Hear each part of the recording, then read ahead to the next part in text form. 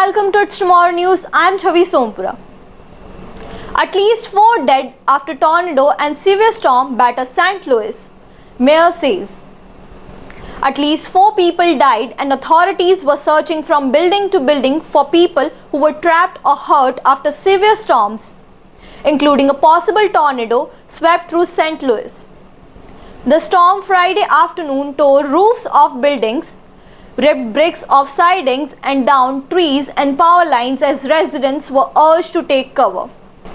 St. Louis mayor confirmed the deaths at a media briefing.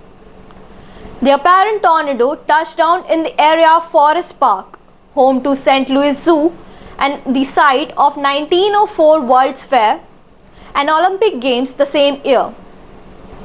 The upper stories of the Harlem Tarpon brick building were demolished when the storm came through, leaving piles of bricks around the outside. About 20 people were inside, but they huddled in the back of the building and none of them were hurt, the St. Louis Post-Dispatch reported.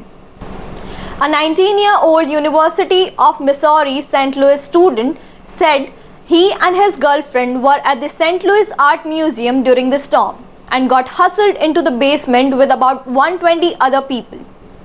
According to the National Weather Service, a very active and complex mid-May weather pattern is set to bring about heavy rain, high winds and anomalous temperature throughout the US this weekend and until at least next Tuesday. AccuWeather warned that from Friday to Saturday, some 150 million Americans could potentially be affected by severe weather. The NSW has cited primary risk to be large hail, with some being more than 2 inches in diameter, damaging wind gusts and tornadoes. Across the mid-Mississippi, Tennessee and Ohio valleys, severe thunderstorm outbreaks are expected to last from Friday till at least Sunday, with possibility of a few intense supercells, a type of thunderstorm that contains a deep and persistent rotating updraft. During the evening and overnight hours, the supercells may carry the potential for large hail and tornadoes, the NSW warned.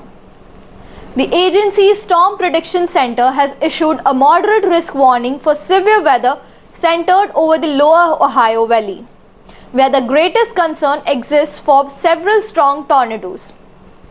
Meanwhile, a slight risk of excessive rainfall has been issued for the region.